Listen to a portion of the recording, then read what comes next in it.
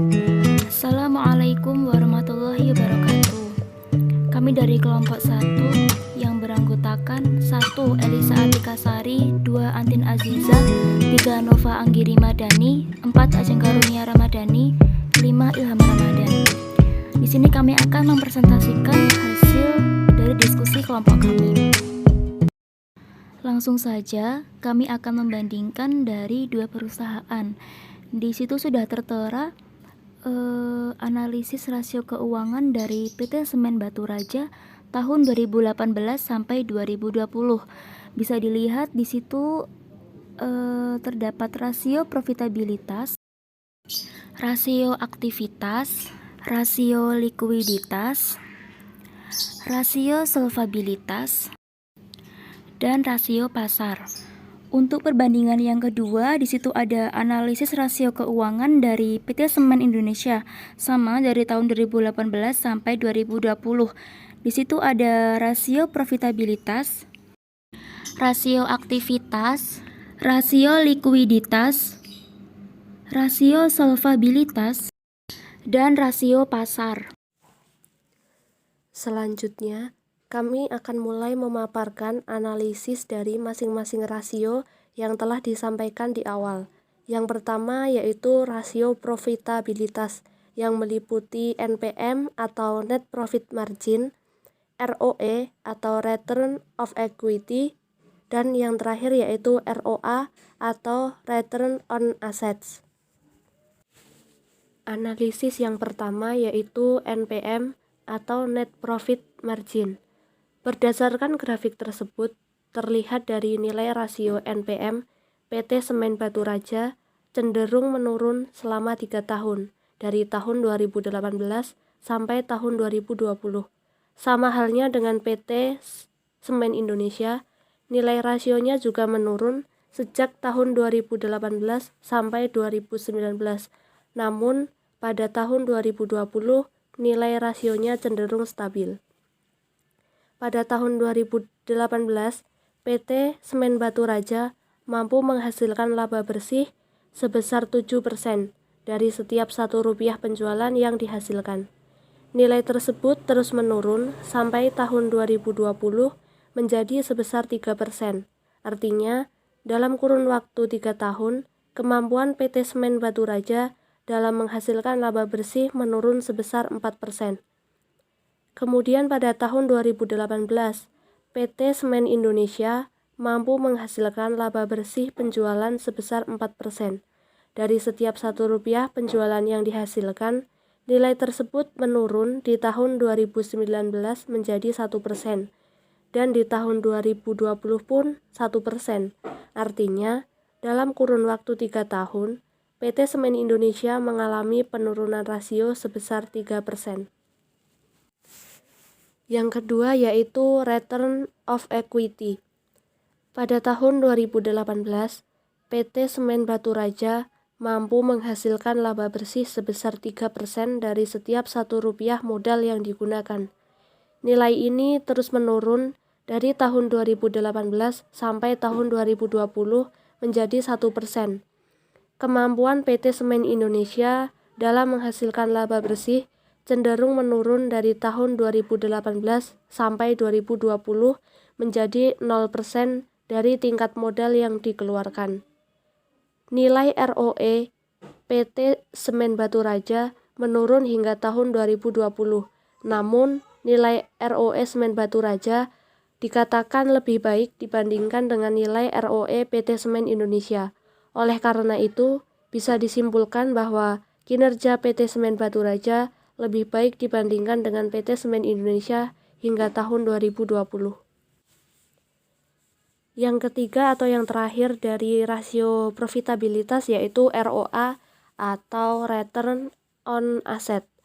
Pada tahun 2018, PT Semen Batu Raja mampu menghasilkan laba bersih sebesar 2% dari setiap Rp1 aset yang digunakan. Nilai tersebut mengalami penurunan di tahun 2019 dan cenderung stabil di tahun 2020 menjadi 1%. Kemampuan PT Semen Indonesia, nilai ROA cenderung mengalami penurunan dari sebesar 2% menurun menjadi 0% dan stabil 0% hingga tahun 2020. Secara keseluruhan, dapat disimpulkan bahwa kinerja PT Semen Baturaja lebih baik dibandingkan dengan PT Semen Indonesia. Meskipun PT Semen Baturaja juga mengalami penurunan, tetap saja jika dijumlahkan lebih besar PT Semen Baturaja dibandingkan dengan PT Semen Indonesia. Yaitu rasio aktivitas. Yang pertama ada rata-rata umur piutang. Pada tahun 2018, PT Semen Baturaja membutuhkan 89 hari untuk mengubah Rp1 piutang menjadi Rp1 uang kas. Umur tersebut sempat mengalami penurunan di tahun 2019 menjadi selama 88 hari. Namun kembali naik di tahun 2020 menjadi 97 hari. Pada tahun 2018, PT Semen Indonesia membutuhkan 26 hari untuk mengubah Rp1 piutang menjadi Rp1 kas.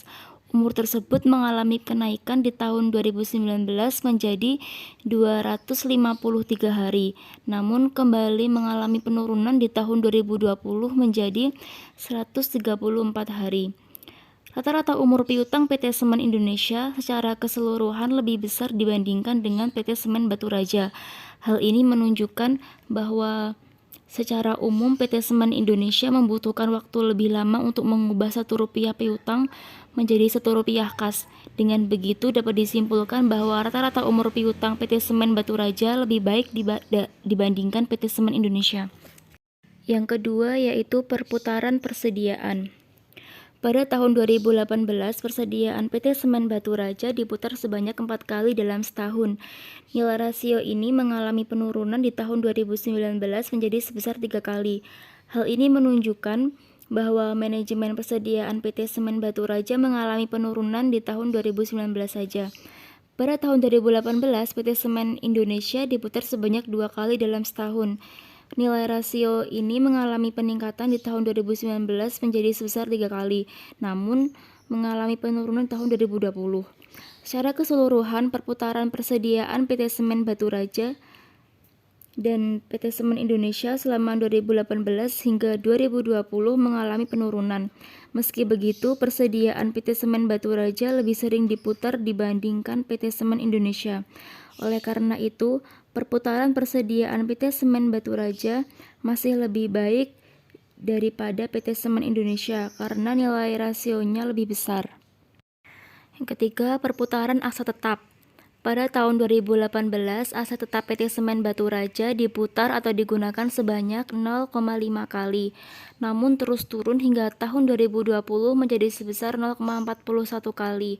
Awalnya untuk menghasilkan Rp1 penjualan, aset tetap diputar sebanyak 0,5 kali, namun terus turun dan di tahun 2020 hanya diputar sebanyak 0,41 kali. Hal ini menunjukkan bahwa semakin tidak efektifnya manajemen aset tetap di PT Semen Baturaja selama tahun 2018 hingga 2020. Pada tahun 2018, aset tetap PT Semen Indonesia diputar atau digunakan sebanyak 0,4 kali, namun terus turun hingga tahun 2020 menjadi sebesar 0,29 kali.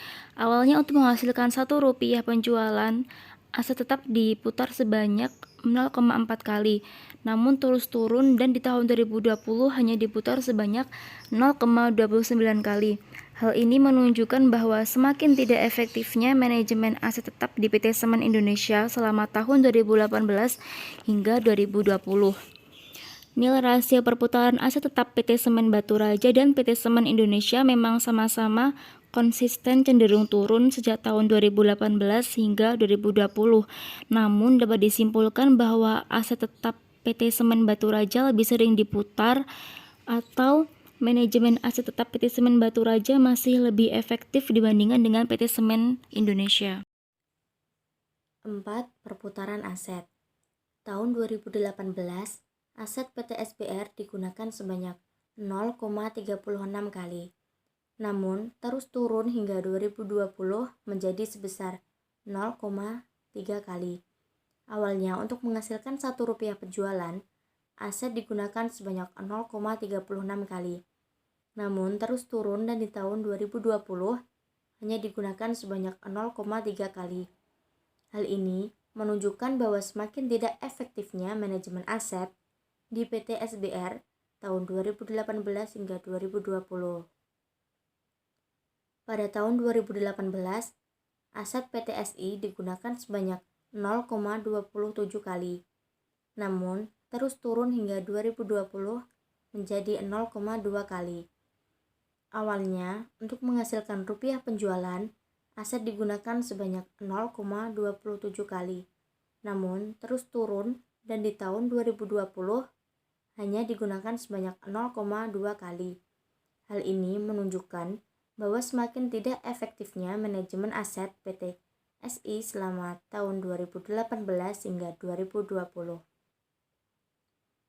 Nilai rasio perputaran aset PT SBR dan PT SI memang sama-sama konsisten cenderung turun sejak 2018 hingga 2020. Meskipun begitu, perputaran aset PT SBR lebih tinggi dibandingkan PT SI selama tahun 2018 hingga 2020. Oleh karena itu, dapat disimpulkan bahwa aset PT SBR masih lebih sering diputar atau manajemen aset PT SBR masih lebih efektif dibandingkan dengan PT SI. C. Rasio likuiditas. 1. Rasio lancar. Besarnya nilai rasio lancar PT SBR pada tahun 2018 sebesar 213% atau 2,13 kali, yang kemudian berfluktuasi dan menurun di tahun 2020 menjadi 133% atau 1,33 kali. Hal ini menunjukkan bahwa awalnya setiap Rp1 utang lancar dijamin oleh 2,13 rupiah aset lancar. Namun kemudian kemampuan tersebut turun menjadi sebesar 133% atau 1,33 rupiah aset lancar pada tahun 2020. Pada tahun 2018, nilai rasio lancar PT SI sebesar 109% atau 1,09 kali, kemudian berfluktuasi dan turun menjadi sebesar 101% atau 1,01 kali di tahun 2020. Hal ini menunjukkan bahwa pada awalnya untuk setiap Rp1 utang lancar dijamin oleh 109% atau 1,09 rupiah aset lancar. Namun, nilai ini turun menjadi sebesar 101% atau 1,01 kali. Meskipun sama-sama berfluktuasi dan cenderung turun, kemampuan PT SBR dalam membayar hutang jangka pendek dengan menggunakan aset lancarnya lebih baik dibandingkan dengan PT SI. Hal ini dikarenakan nilai rasio lancar PT SBR konsisten lebih besar daripada PT SI selama tahun 2018 hingga 2020. 2. Rasio cepat. Nilai rasio cepat PT SBR pada tahun 2018 sebesar 168% atau 1,68 kali, yang kemudian berfluktuasi dan turun di tahun 2020 menjadi sebesar 98% atau 0,98 kali. Pada awalnya, setiap Rp1 utang lancar dijamin oleh 168% atau 1,68 rupiah aset lancarnya, yang kemudian turun menjadi sebesar 98% atau 0,98 rupiah pada tahun 2020.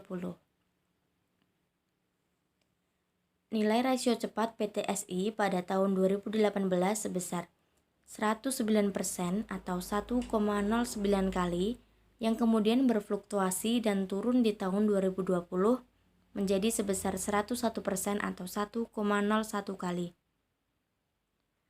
Pada awalnya, setiap Rp1 utang lancar dijamin oleh 109% atau 1,09 rupiah aset lancar, yang kemudian turun menjadi sebesar 101% atau 1,01 rupiah pada tahun 2020. Meskipun sama-sama berfluktuasi dan cenderung turun, kemampuan PT SBR lebih baik dibandingkan dengan PT SI dalam membayar utang jangka pendek dengan menggunakan aset lancar di luar nilai persediaannya. Hal ini terlihat dari nilai rasio cepat PT SBR yang konsisten lebih besar daripada PT SI selama tahun 2018 hingga 2020. Selanjutnya yaitu rasio solvabilitas. Yang pertama ada DER atau Debt to Equity Ratio.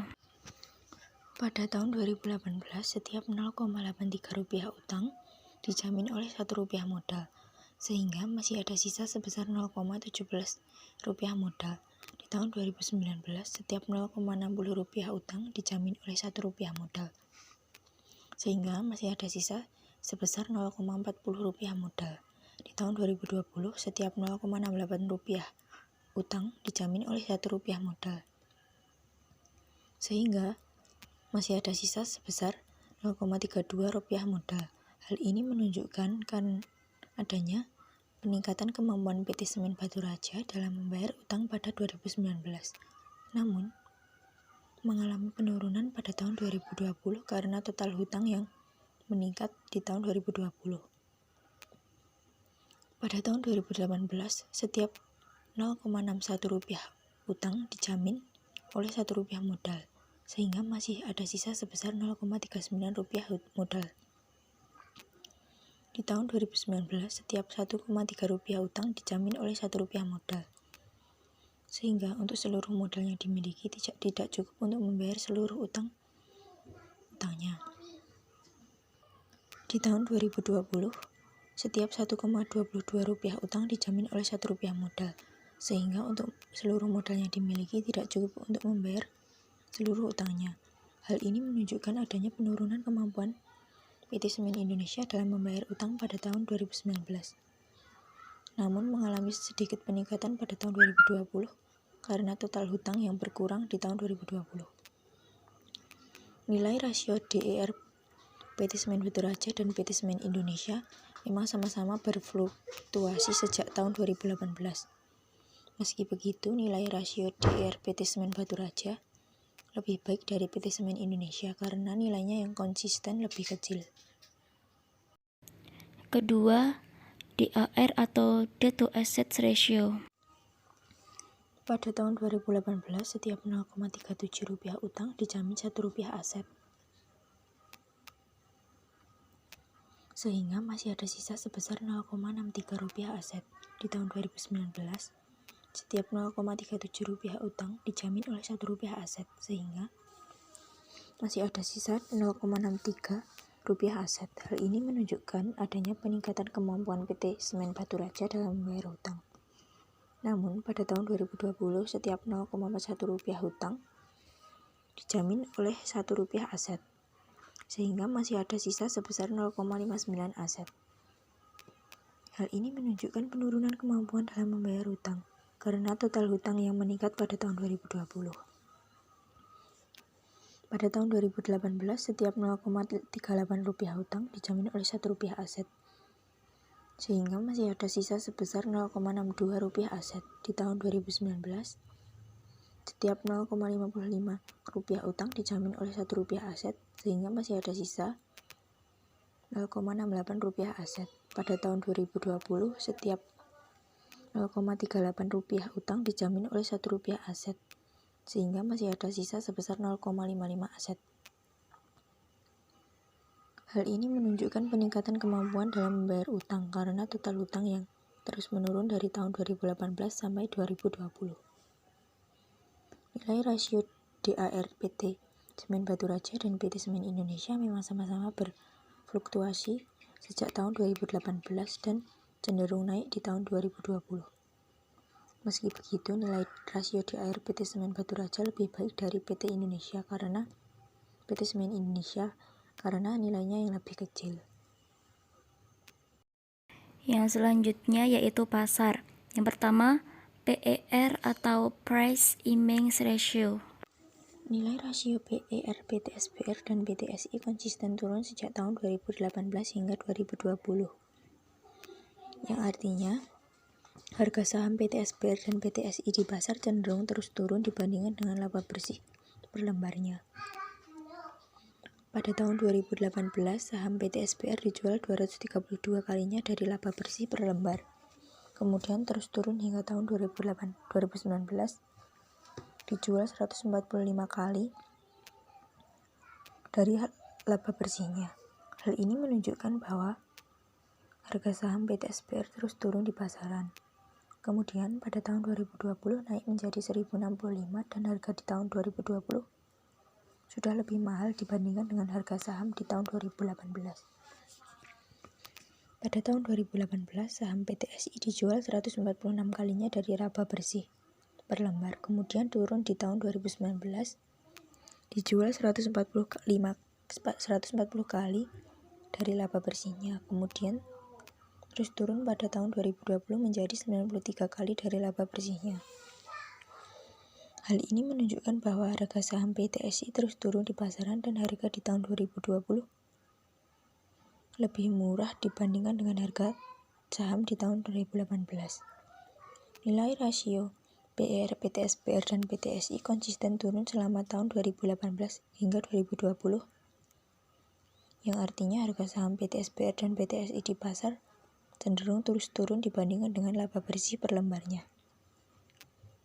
Meski begitu, harga saham PTSI lebih murah dibandingkan dengan PT SBR karena nilai rasio PER PTSI konsisten lebih rendah dibandingkan PT SBR.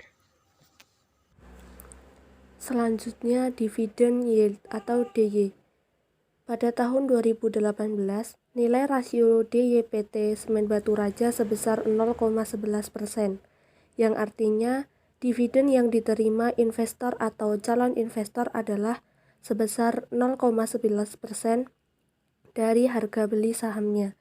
Nilai tersebut sempat naik menjadi 0,23% pada tahun 2018, namun terus meningkat hingga tahun 2020 menjadi sebesar 1065%. Artinya, dividen yang diterima oleh investor juga mengalami peningkatan yang awalnya hanya sebesar 0,11% dari harga beli saham, terus meningkat menjadi sebesar 0,23% dari harga beli saham. Pada tahun 2018, nilai rasio DYPT Semen Indonesia sebesar 3%, yang artinya dividen yang diterima oleh investor atau calon investor adalah sebesar 3% dari harga beli sahamnya. Nilai tersebut terus menurun hingga tahun 2020 menjadi 2%. Artinya, dividen yang diterima oleh investor juga mengalami penurunan, yang awalnya hanya sebesar 3% dari harga beli saham, terus menurun menjadi sebesar 2% dari harga beli saham. Berdasarkan penjelasan, dapat ditarik kesimpulan bahwa PT Semen Batu Raja membagikan dividen lebih besar dibandingkan PT Semen Indonesia, karena besarnya nilai rasio DY PT Semen Batu Raja konsisten lebih tinggi dibandingkan PT Semen Indonesia selama tahun 2018 hingga 2020. Yang terakhir yaitu Dividend Payout Ratio atau DPR. Berdasarkan grafik di atas, terlihat bahwa 1,27% dari laba bersih yang dihasilkan setiap tahun selama 2018, di tahun 2019 nilainya turun daripada tahun 2018 yang awalnya 1,27% menjadi 0,49%. Kemudian di tahun 2020, PT Semen Batu Raja hanya membagikannya sebesar 1,83%. Hal ini menunjukkan bahwa ada peningkatan besarnya dividen yang dibagikan oleh PT Semen Batu Raja kepada pemegang saham. PT Semen Indonesia memiliki pola kebijakan dividen yang relatif berbeda dengan PT Semen Batu Raja. Pada tahun 2018, 0,25% laba bersih yang dihasilkan PT Semen Indonesia dibagikan dalam bentuk dividen kepada pemegang saham. Di tahun 2019, nilainya naik daripada tahun 2018 yang awalnya 0,25% menjadi sebesar 0,33%. Kemudian di tahun 2020, PT Semen Indonesia kembali membagikan laba bersihnya sebesar 100%. Rasio pembagian dividen atau DPR pada PT Semen Batu Raja dan PT Semen Indonesia sama-sama berfluktuasi selama 2018 hingga 2020. Namun jika dilihat data rasio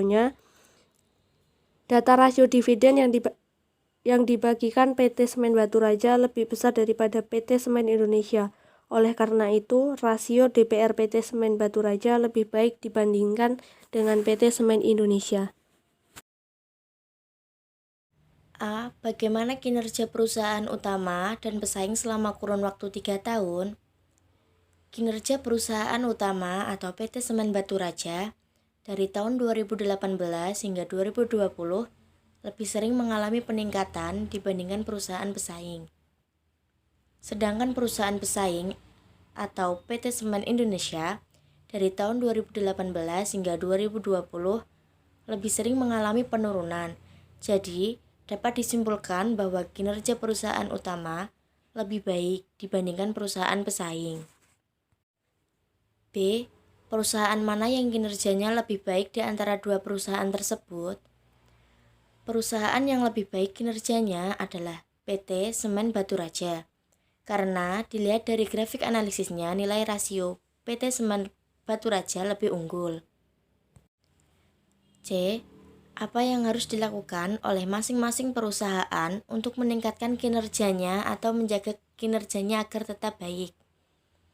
Yang harus dilakukan oleh masing-masing perusahaan yaitu 1. Memenuhi hak karyawan. 2. Melakukan penilaian kinerja secara rutin. 3. Berikan reward kepada karyawan unggulan. 4. Beri peringatan khusus untuk karyawan bermasalah. 5. Motivasi dan beri masukan yang membangun. 6. Buka jenjang karir selebar-lebarnya. 7. Adakan training karyawan. Itu saja dari kami. Apabila ada kurangnya mohon dimaafkan. Terima kasih dan wassalamualaikum warahmatullahi wabarakatuh.